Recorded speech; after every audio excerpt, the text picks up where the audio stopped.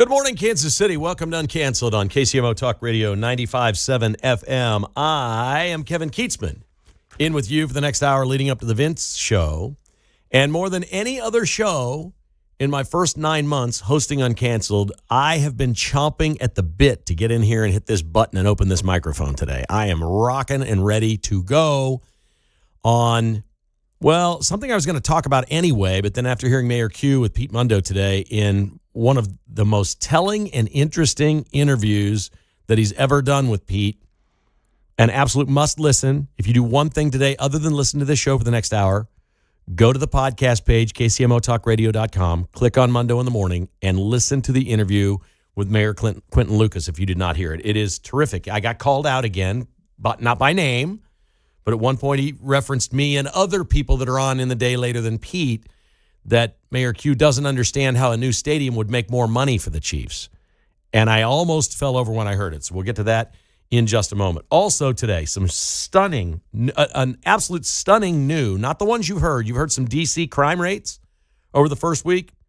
We've got the crime statistic in D.C. since Trump took over that tops every other statistic. We've got that for you. We'll talk a little bit later about 1587 Prime, which is completely sold out in reservations. And I know Pete's been talking about this. I've got some information about where the stakes come from, what the company is, and where it's headed. I'm going to predict right now that there will be at least 5 1587 Primes worldwide before this is all said and done. This is not a Kansas City venture. Kansas City is the place for the first. And the Chiefs have traded Sky Moore. We'll get Mark Van Sickle's thoughts on that a little bit later in the show. We begin today with the story that is in the Kansas City Star today, that Andy Reid on May 4th, 2024, was sitting in his office around midnight and a bullet came flying through the window that didn't hit him, but must have rattled him something crazy. This was less than 90 days after the shooting at Union Station, right? They would have had the Super Bowl in February, the parade, the shooting, the national attention. So the first thing I want to ask you is, why is this story coming out now? And Pete alluded to this. I have a very strong opinion, and I thought Mayor Q absolutely missed that. He made a great point. Mayor Q was on with Pete, and he said, look, this story got leaked. I'm going with Mayor Quinton Lucas. Somebody leaked this story for a reason. It doesn't squat for 18 months and all of a sudden happen. Somebody leaked the story. I believe that, and I agree with Mayor Q, and he said that. He said, but you know, if these is the people in Kansas trying to get him across the state line, they're leaking a story the Chiefs already knew. That's not going to sway them. And then he went through another litany and 2 or 3 other things about it doesn't make any sense, and a new stadium and the revenue that it produces. And he started to kind of get angry. I don't know if you could tell. Mayor Q got a little worked up, and he had this tone to him like I get sometimes. The reason I know is I get this tone sometimes. We probably all do. You're frustrated with something. It's bothering you. I get it when my computer locks up. And I become a completely different human being. Even if my wife's around, I'm a terrible person when my computer's giving me trouble. I'm awful. You get things that get a little burr under your saddle, and man, that horse is going to be rocking. And Mayor Q was when he was talking about this. And he says it doesn't make any sense. It can't be the police department. It can't be politics. It's not those things. He's completely missing it. It's the Chiefs. The information came from the Chiefs. They're looking for every possible reason to leave, folks.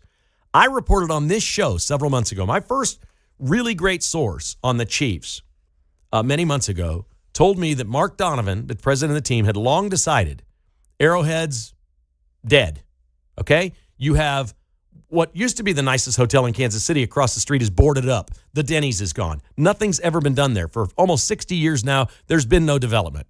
Arrowhead Stadium does not produce the finances that other stadiums do. I'll have more on that in a moment.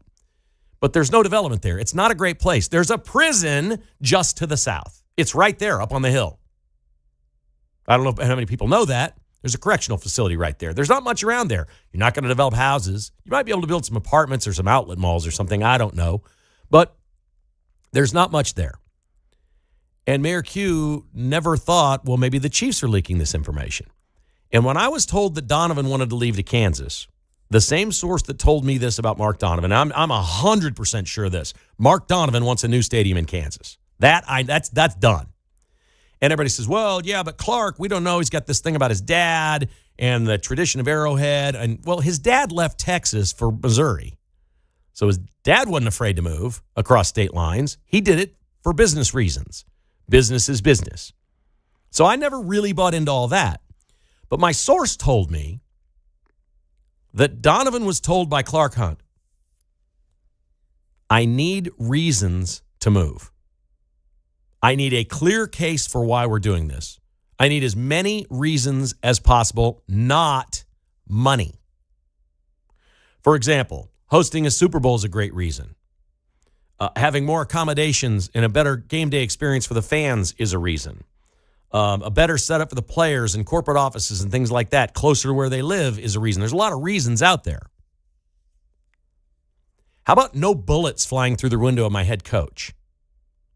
Would that be a reason? Clark Hunt has been building a case for months that he's moving. There is no reason to renovate Arrowhead, so get over it.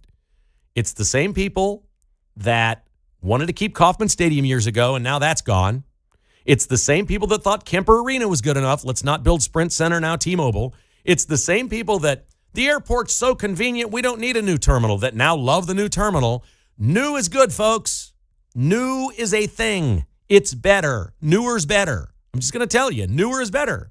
And it's the same thing with stadiums. And that's where the Chiefs are.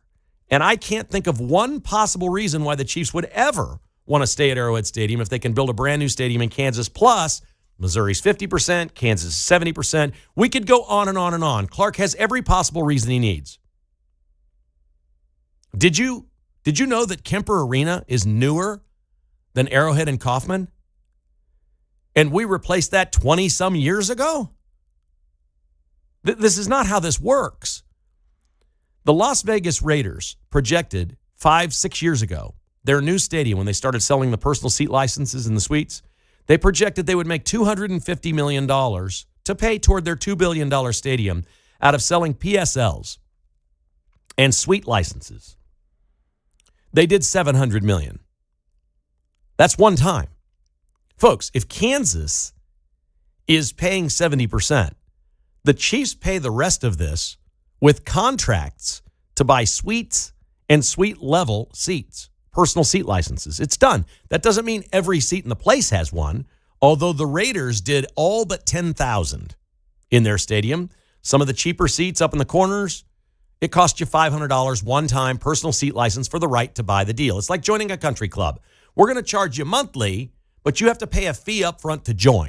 You want to be a season ticket holder, you got to pay a fee. The Chiefs are going to do that in a new stadium. They're going to pay for all the rest of it. I'm going to tell you right now, Clark Hunt ain't spending a nickel on this new stadium, and he's going to double or triple his revenues. It's going to be insane what he makes in a new stadium. And Mayor Q was talking over and over about the number of events. Will there be more events there? Yes, there will be a few more events there than Arrowhead, but that really isn't the big difference. The big difference is how much more can he make with his football team? The size of the suites, the amenities, the corporations. You will not be able to do business in the Midwest. Forget Kansas City. Berkshire Hathaway in Omaha, they're going to need something. They're going to need a presence there. They got all kinds of companies that operate in the Kansas City area. These companies are all going to need a suite in this new stadium with the 3 or 4 or 5-time Super Bowl winning champ and Patrick Mahomes playing. You're going to have to be there to do business. And guess what? These companies have a lot of money, and they're not afraid to spend $1 million a year on a suite and pay $500,000 for the right to have it as a one-time fee. It's coming, and I'm stunned that Quentin Lucas has been on this stadium issue this long and doesn't understand the economics of this. Why? I mean, at least I'll give the Royals credit. You know, as many things as they do wrong, at least they said from the beginning, we're done here. We're done here. There's no money to be made at renovating Kauffman Stadium. Everybody knew they shouldn't have done that 20 years ago, but we did. There's money elsewhere. There's money around the stadium. There's money in development. There's money in new suites. There's only so much you can do with suites and premium seating at Kauffman Stadium. It's done. It's over. It's gone. And I'm the Grim Reaper, but I say it over and over. And Kansas fans, it kills them when they hear me say this. There will be a day, maybe not my lifetime, there's going to be a day they need a new basketball arena in Lawrence because they can't keep up economically with the one they have. And they can't. And maybe that will be a thing where they have to tear it down and build a new one right there and play somewhere else for a couple of years, like they just did with the football stadium. Why didn't KU renovate the football stadium? They didn't renovate squat. They ripped that sucker to the ground and started over. And what they've built halfway around is going way over budget. And of course it's expensive, but it's cool as hell. And it's going to give them the opportunity. They've got to sell out on Saturday to make more money than they ever made in football because of the suites and the club level and all the amenities and all the things that go with it. That's what these people that run sports teams want. The Chiefs are gone, folks. They're not staying at Arrowhead. Wrap your brain around it. And for Mayor Q today to not think the Chiefs are somehow involved in this leaking. Look, I don't think Mark Donovan called up the reporter and said, hey, this gun thing happened in May of 24. I don't think that's it at all. I think he was working on his story. I think he's talking to Chief sources, and they're talking about, off the record, hey, listen, there's a lot of reasons why we can't stay here if we're going to move. The 50% versus 70, the things I just said, the revenue, the parade, the county executives being recalled. It's Kansas City, Missouri, the crime, the neighborhoods that our players drive through or whatever that Andy Reid drives through. For crying out loud, he lives by the plaza. Andy Reid's what does he drive through to get to Arrowhead? And is his car bulletproof? Legitimate question. If you're driving from the plaza to Arrowhead Stadium, is your car bulletproof every day, Andy? I don't know the answer to that, but these are all reasons. They've got a million reasons to do this. And so I'm just a little bit surprised that we've gotten to this point and people can't see what it is the Chiefs are doing. And now it seems like they've got a whole bunch of reasons. And I think a guy was just talking to the reporter and said, and then the thing where the bullet came through Andy's window, sent a shock, and the reporter's like, huh? What? Oh, we had a bullet fly through Andy's window. Oh, it's off the record. We didn't, nothing came of it. When was that? I don't know. It was like a year and a half ago or something. Then you start searching to find the police report, and they found it. You don't just find one from May 4th, 2024. Somebody leaked it. I don't think they did it intentionally, but I do think there was a discussion going on with a source about all the problems they've had out there and everything that's been going on. And now their coach is behind bulletproof glass. One final thought. I like to do this from time to time as an exercise. Take yourself out of Kansas City. Say you live somewhere else and you've lived there your whole life. You live in Cincinnati or Pittsburgh or Baltimore or Las Vegas or Seattle or wherever you're from. And you're just reading this story. Well, the Chiefs won a Super Bowl and they had a shooting, gang-related, and an innocent bystander was killed in a gang-related shooting after a Super Bowl parade. And 90 days later, Andy Reid had a bullet fly through his window at Arrowhead. The Chiefs are considering whether to stay in Kansas City, Missouri, Jackson County, and renovate Arrowhead Stadium, or move to Kansas and build a brand new facility. What would you think if you didn't live here? You'd be laughing. If this was Baltimore talking about a new stadium and their coach had a bullet fly through their window where they currently work, they had a murder at their Super Bowl parade, in a crime-infested capital of America for violent crime, with a county executive that's being recalled, we'd be laughing. Well, of course Baltimore's moving out, away from the city and into the burbs or somewhere. Of course they are. There is nobody in America other than somebody in Kansas City in their right mind that would think the Chiefs are staying. Nobody. This got out. It got out for a reason. You can put two and two together. 913-408-7957. Bullets flying through Andy Reid's window. Our topic, if you've got a comment, next on Uncanceled.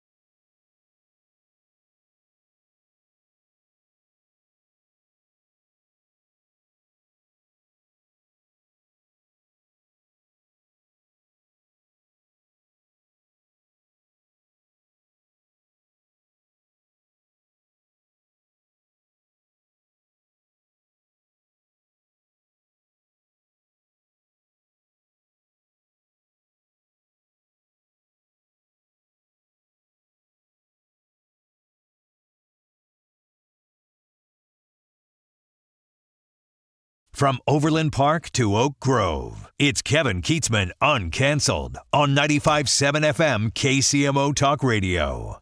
Man, I thought Mark took my show away from me there for a second. This mic's not going to get opened up, baby. Let's go. We got phone lines open at 913-408-7957. And we're going to start today with Jeff in Kansas City. Good morning, Jeff. How are you? Hey, I'm doing good. No, this is Jeff and Shawnee. I'm the guy who called you from Colorado. Oh, nice. Hey, good to have you back. Thank you. Yeah. And I will tell you, I did not hang up on you. I mentioned on the air what Mark told me you said. Anyway, did Mayor Q really say that this was people just starting up drama? Did he really say that? He suggested it. He definitely said it's leaked. He suggested it might be people in Kansas trying to get the team. And said, and backed that up, rightfully so, by saying, well, the Chiefs already knew about this incident, so what the heck's the difference by making it public? What he missed is it's the Chiefs that leaked it. Oh, I totally understand that. But they kept it quiet for 18 months until they didn't. Yeah. This ain't drama, man. This is like our president getting shot. It's just nothing to see here, man. Somebody shot through his window. No big deal. When you release the information that our $10 million, $20 million head coach with 3 Super Bowl rings has to sit behind bulletproof glass, it might be time to move. You are absolutely right. I've talked about this when I went down the Jazz Corner 2 years ago on a Thursday night at 6 o'clock. Dude, I was in a war-torn city, man. It was crazy. It was crazy, man. But, it's no drama, man. They leaked it. Take care. All right, thanks for the call, man. Appreciate that very much. Next up is Wes in Gladstone. Hi, Wes. How are you today? Hey, good, man. So all the things that you said about Mayor Q, that's why the teams are moving, man. This guy doesn't have a clue. But, Kevin, I mean, I've been indifferent, to this whole thing, but this thought just struck me. What a huge black eye that's going to be when those teams move, man. Those 2 stadiums sitting there empty. I mean, that's going to look horrible for Kansas City and Jackson County, man. I mean, how long will those stadiums sit there unoccupied? I don't know, but it wouldn't be surprised if Buc-ee's bought the place. I'm serious. I mean, that's what you're probably looking at is probably truck and travel centers, Buc-ee's, maybe some outlets or something like that. That would probably suit it fairly well, wouldn't it? You know what? It may not be such a black eye after all, but while they sit there empty, that's just going to be a horrible look, man. No question. You know what? It is pretty far into a city for Buc-ee's. Buc-ee's likes to be on the edge of town. They're not really a city place, but man, that's the confluence of 435 and 70, and Buc-ee's are kind of tourist destinations. People that drive, long haulers, they'll go a little, at least a mile out of their way or something to go to a Buc-ee's. Oh, right. Well, they could turn it into a gun range, right? Well, sure. They could build a prison. I mean, they've got a detention center right by there. They could put the new Kansas City, Missouri prison there if they want. Oh, or hey, a way to get the detainees out of the country, right? We'll have to come up with a name for it, Arrowhead Alcatraz, baby. Let's go. We got something now. The irony of this is, we talk about Andy Reid being safe or whatever. If the Chiefs build in Kansas, Andy Reid probably will never coach there. We're talking about 2031. It seems unlikely he'll be coaching in 6 years. Mahomes will be playing there, but I think it'll be a new coach by then. I think you're right. So, you guys have a good rest of the day. Okay, thanks. That's not to say that coaches haven't coached a long, long time and stayed on forever. But I can't imagine Andy Reid, and he's had some health scares and some things. It's not that you could be like 74 or 75 at that point. Plenty of coaches have done that. Pete Carroll's got to be at least that, right? Yeah, he's getting close to that. Yeah. Pete Carroll's got to be at least that, and he's coaching the Raiders. So I'm not saying Andy wouldn't. And maybe that would be a goal for him. I want to stay on and coach in the new stadium. And he'd get the record for wins, I think, by that point. Of course, yeah. Yeah, so, I mean, look, I'm not trying to retire the guy. The only player the Chiefs have right now probably that would play in a new stadium would be, there might be a receiver or somebody. If Xavier Worthy's really great or Rashee Rice, maybe they'd still be around. But, the turnover's incredible in football. So it's a little bit hard to say. But I just It's just all adding up, folks. There's just nothing to suggest. There's no public comments even to suggest the Chiefs really want to renovate Arrowhead. When Donovan last spoke about renovating Arrowhead, he said, we could do some things around this stadium that would generate revenue, but it wouldn't even be like as much as Power and Light. They're envisioning something massive and grand. I think there would be an incredible Hall of Fame. I think they could do an unbelievable tribute to the AFL and to Lamar Hunt himself. I think that would be a separate facility. I think they want to build football fields. I think if they build at the Legends, it's going to be the stadium. I think there's going to be maybe some corporate offices somewhere else that's closer to where the players and coaches and everybody live. And there will be Little League fields and all kinds of bringing kids into the program. Big, grand ideas I think the Chiefs will have. All right, Uncanceled continues on KCMO Talk Radio. Some shocking crime news or lack thereof in D.C. I've got a great stat for you next.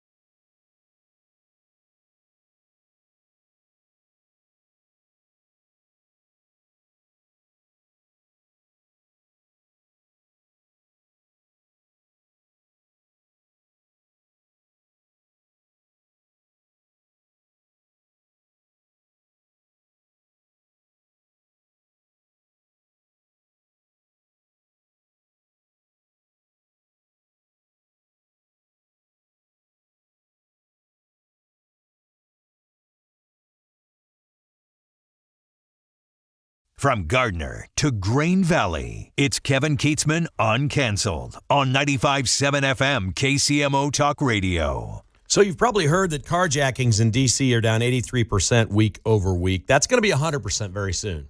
There will be no carjacks. They're going to go a week without a carjacking in Washington, D.C. That's going to be awesome. And you've heard the other crime numbers, but this one is now out. As long as they've been recording this in Washington, D.C., for however long that's been, I mean, decades they've been recording crime statistics, it is the first week during summer in the history of recorded records in Washington, D.C. that there was not a homicide. That's unbelievable. Donald Trump's first week cracking down on crime is the first summer week on record in Washington, D.C. without a murder. Crazy. All right, here's our friend Fenny, who is always thoughtful on KCMO Talk Radio. Hi, Fenny. How are you? Fenny, are you there?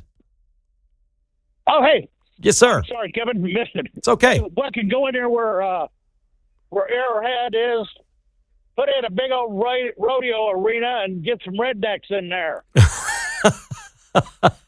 Bring the bull riding in, huh? You betcha. Hey, nothing cleans up a neighborhood like a bunch of rednecks.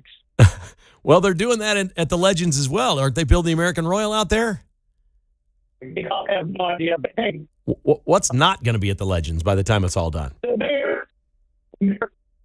Yeah, your phone's breaking up, Fenny. We're going to have to try again tomorrow or next week. Okay, buddy? All right, you take care. Appreciate the call. His phone just disappeared on us, but point well taken. What will they do with those facilities with no teams there? It's a massive piece of land, and obviously it's in a high-traffic area, so you would think it would be something commercial. Don't think that I'd want to be living that near the interstate, especially if the bullets are flying from the roads. But maybe businesses could tamp that down just a little bit. Who knows?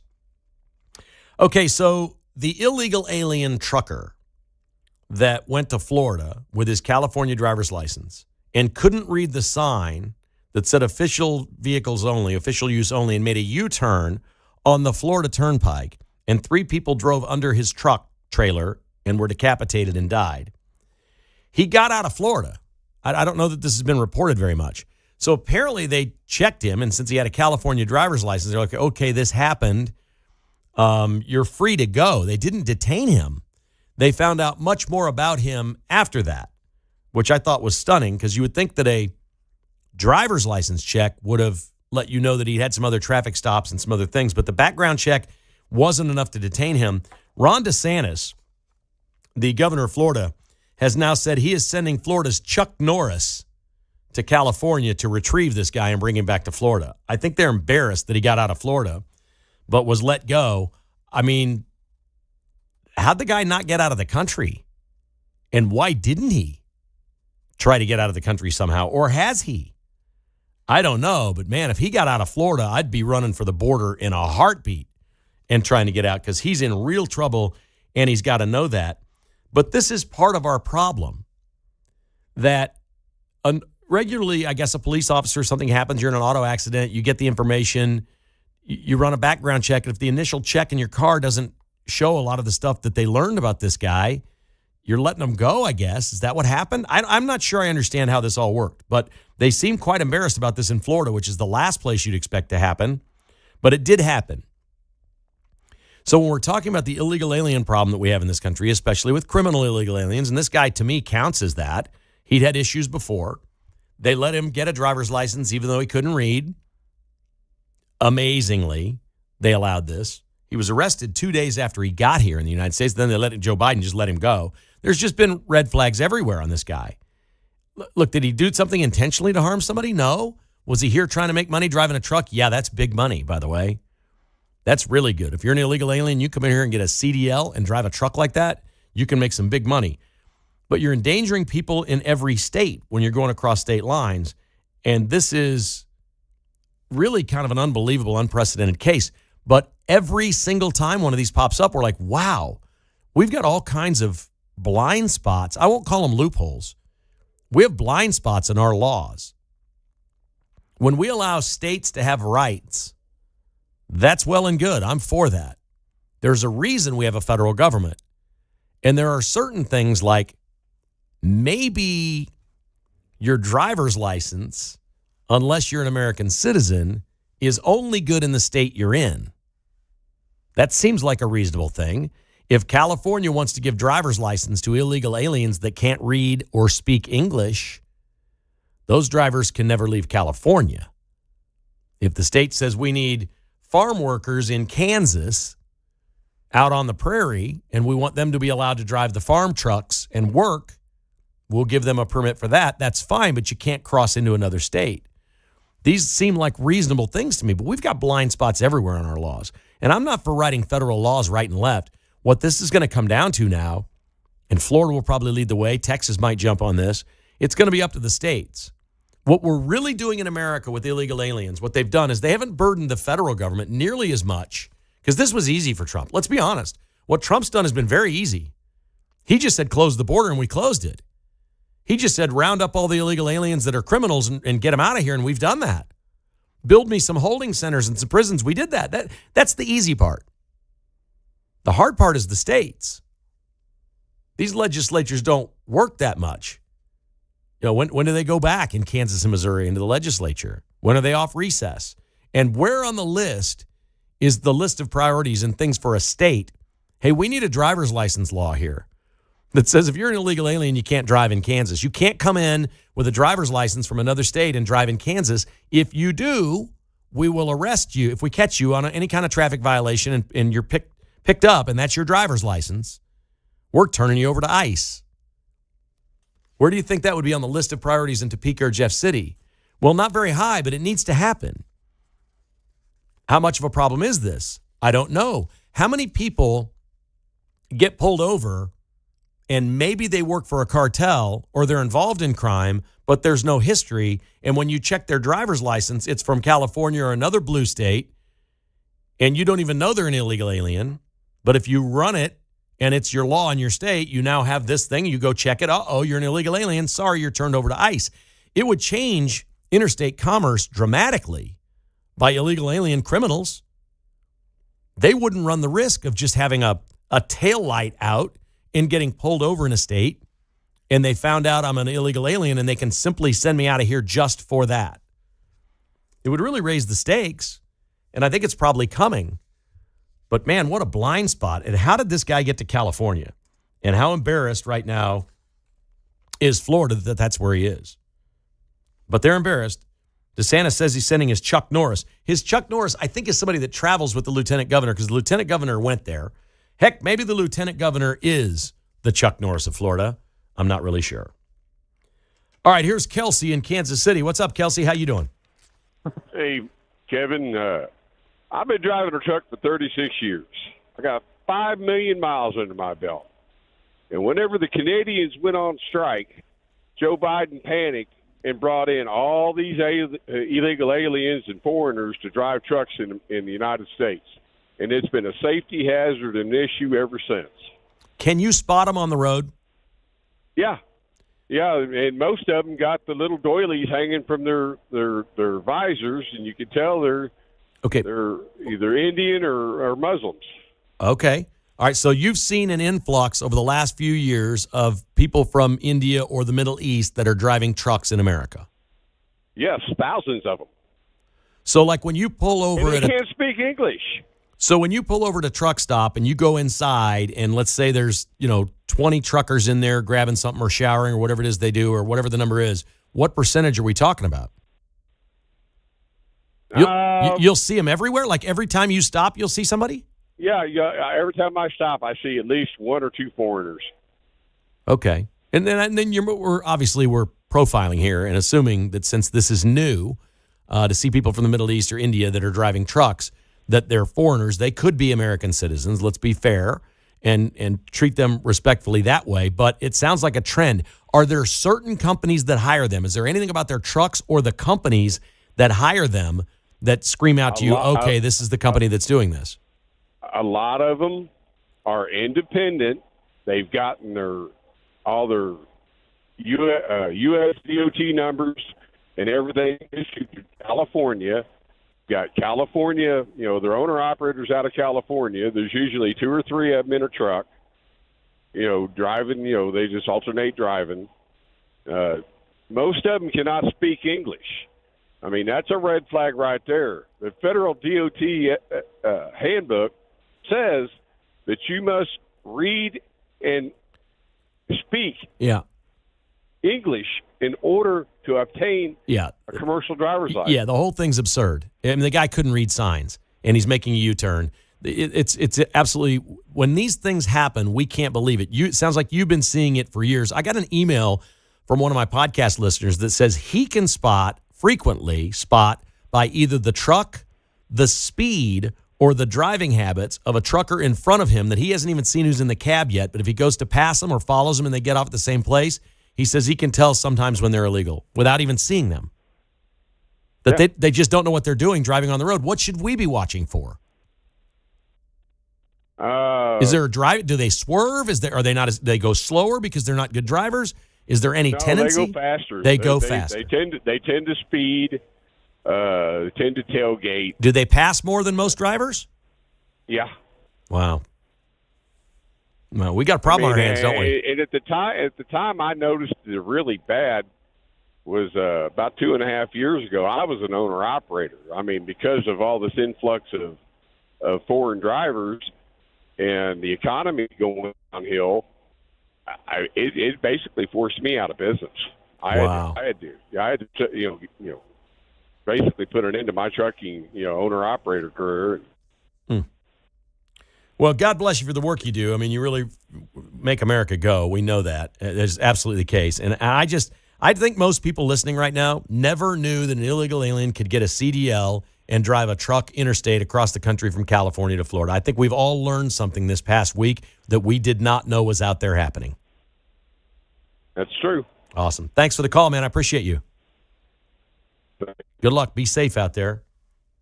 He's awesome. I like that. Here's Tom. Tom's also a trucker. Hi, Tom. What's up? Hey, Kevin. How you doing, bud? Good, man. Awesome. Yeah, I've been driving for 33 years, and like the fellow said before you, I've been seeing them. There's been a big influx in them, mostly Middle Eastern. They run around with a diaper on their head doing their thing. Okay. But, they, and they get out of their trucks wearing their flip-flops and their shorts and all that stuff. The biggest, it irritates the heck out of me because they don't speak English. And I think a lot of them are getting their licenses they're buying them, like what we saw in Florida where those people were caught selling licenses through the DMV. And we're seeing it now more. There's another lady I think caught in California who was selling driver's licenses. These guys come in, pay them $200-300, and they get their licenses. And these big trucking companies will pay your going to school, to go to a driving school. They will pay you to drive for them, and they'll pay your schooling, but you have to drive with them for a year, maybe a year and a half. Yeah. That's under contract. And, they're hiring them like crazy.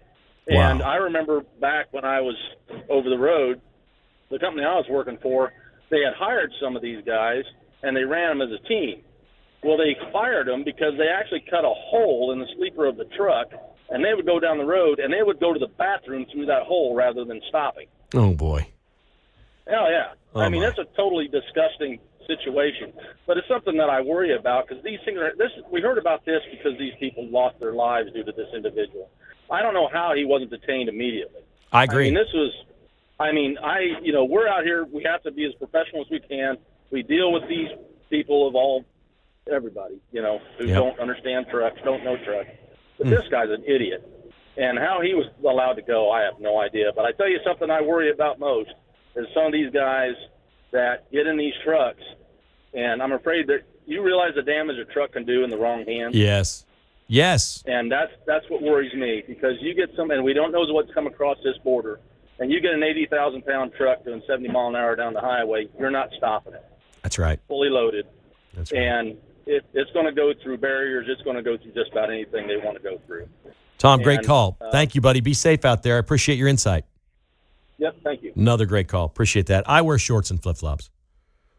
So I resemble those statements, as it was famously said. John in Topeka is on KCMO. Hi, John. Hey, good morning. I guess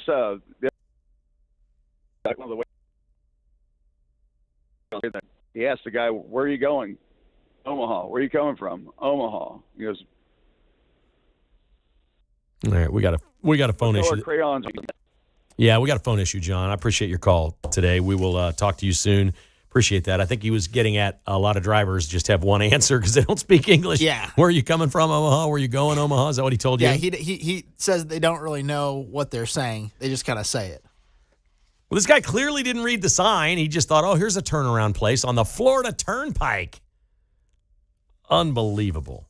Man, I tell you, the blind spots, it's not going to stop. We're going to learn something here in another month or two that has happened with illegal aliens, allowing them all in and to just take jobs and do whatever in places like California and get driver's licenses. We're going to learn more. There's another one out there we don't know about yet today. There are probably people listening that know. These drivers sound to me like they've known this is a problem for a few years now, and a bit of a big problem. Crazy situation. All right, when we come back, we're going to talk just briefly about 1587 Steakhouse coming to Kansas City, and Sky Moore has been traded away by the Chiefs. That's next on KCMO, brought to you by bestofferkc.com. I heard a story the other day that shows exactly why I trust the team at Best Offer KC. There's a dude named Eric that inherited a house, and it needed a lot of work. He was moving out of state and needed to sell it quickly to go to his new job. He first went to a wholesaler, and 4 days before closing, this wholesaler changed the deal, pushed the date back, and was backing out. He'd already moved. He was stuck. Bit of a panic. He called Best Offer KC. When he did, they did what they've done for so many other people. Their team stepped in, they closed fast, they got him the money he needed, and they moved on. Everything was fine. But here's the thing. Wholesalers will make you promises. Best Offer KC will deliver for you. It's bestofferkc.com, doing what the other guys won't every single time. Bestofferkc.com can be reached at 816-338-SOLD. That's 816-338-SOLD for bestofferkc.com, helping you leave the hassle behind.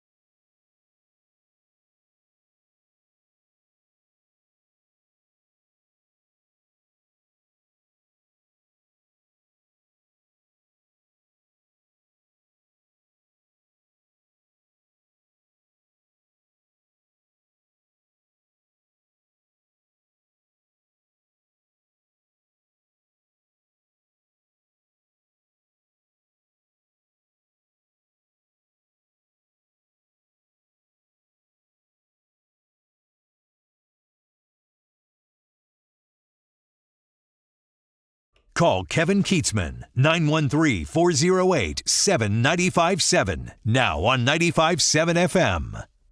Somehow, amazingly, Mark Van Sickle, the Chiefs traded Sky Moore, a guy they were going to cut next week, and moved up from a 7th-round pick to a 6th-round pick in 2027. That's a neat trick. Great job by the Chiefs. He wasn't going to make it, was he? No way. Did the Niners know he can't catch? I mean, they saw him in the Super Bowl last year, right? Or I guess he didn't play a couple years ago. He caught a touchdown against the Eagles, didn't Yeah. I don't think he played against the Niners. Yeah, Sky Moore, man, it just didn't work out. The fact that Chiefs got anything from a guy they're going to cut, we will take that every single time. All right, how about this 1587 Steakhouse? Do you think you'll go at any point, Mark? Probably not, unless they invite me. Okay, it's owned by a company called Noble 33. Mm-hmm. And so they use Kelsey Mahomes to come up with a new concept. I believe there's going to be multiple locations around the country eventually, and maybe around the world, especially if Taylor Swift shows up. Right now, Noble 33 has restaurants in New York, London, Miami, L.A., Toronto, Scottsdale, Las Vegas, and Kansas City. That's it. It's pretty cool. That's pretty cool. To say this is upscale is not doing it justice. It's going to be a 2-level restaurant. And I went on their website. There's a steakhouse in Scottsdale that this company has, and their filet and their ribeye are from Creekstone Farms. It says on their website, Creekstone Farms in Missouri. Well, Creekstone Farms is in Ark City, Kansas. I looked it up. And if you want to buy like the ribeye, you can buy it and have it shipped to your house. It's $69. That's buying it directly from the farmer. How much is that going to be down at 1587 after they prepare it for you? 120 probably. Maybe. Pretty cool concept. I think it's going to work, and I think there will be.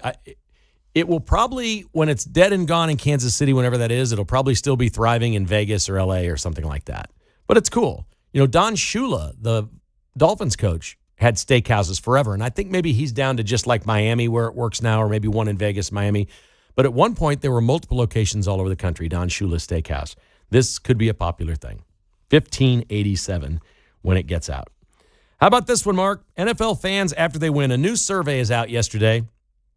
They surveyed 2,000 NFL fans and asked about intimacy after a game if your team wins. Which fans are most likely to be intimate after they win? I got to say Bills, right? The New York Football Giants. Really? Number one, they say 78% say they get a romantic boost. That doesn't mean they actually, they're just willing. Maybe they don't tell their partner. I don't know. I don't know what this all means. But Kansas City is 12th at 54%. 54% of Chiefs fans say they get a romantic boost when the Chiefs win. 29% of Chiefs fans say they get a romantic dip when they lose. Not interested. This one, when you hear it, is going to be very predictable. Which one is dead last in romantic boost when their team wins? Raiders? These are the worst. This is the worst fan base and probably organization and the least caring fans in the NFL. It's not close. Jags. Dead on. This is great. 17% of Jaguars fans say they get a boost in romance if the team wins. 17% say they get a dip if they lose. It's identical. Yeah. What they're saying is, ask me the same question about the Florida Gators, for God's sake. Yeah, I didn't know they had 17 fans. No, right. And so I think if the Florida Gators won, that number would be like the Giants number. Mm-hmm. That's SEC country, man. That North Florida type fan is just that. I don't know how long they can last in Jacksonville. It doesn't really fit completely in the NFL. Have you heard of a guy named Mark Warren? He lives in Alaska. He's an American. Mark Warren last week was sort of famous when the Russian press found him and saw that he has a motorcycle from the Soviet era in World War II that was built in what is now Ukraine, but was part of the Soviet Union. He apparently had some pictures online, and the Russian media went to find him, and he can't get parts to fix his bike. He can't get him to work because they've bombed the facility in Ukraine. So he was distraught with that. The Russians went and did a story on it. I have no idea what their stories were. They were probably bragging that they ended this Ukrainian bike shop. But this got back to Vladimir Putin through Russian media, who sent Mark Warren of Alaska a brand new, high-end, top-of-the-line Russian motorcycle. That's pretty sweet. Shipped it right to him. The press came out and said, "You going to keep that?" Putin sent that to you. He goes, if I was on a dime here with Putin doing something for him, if you're asked for something, no. But you're going to drop it at my doorstep and give it to me? Yeah, I'm taking it. Yeah, might as well. Immediately, motorcycle fans everywhere started petitioning Giorgia Meloni in Italy. I guess Italy has unbelievably great motorcycles. Please start sending free motorcycles to people over here. That's Uncanceled. The Vince Show is coming up next.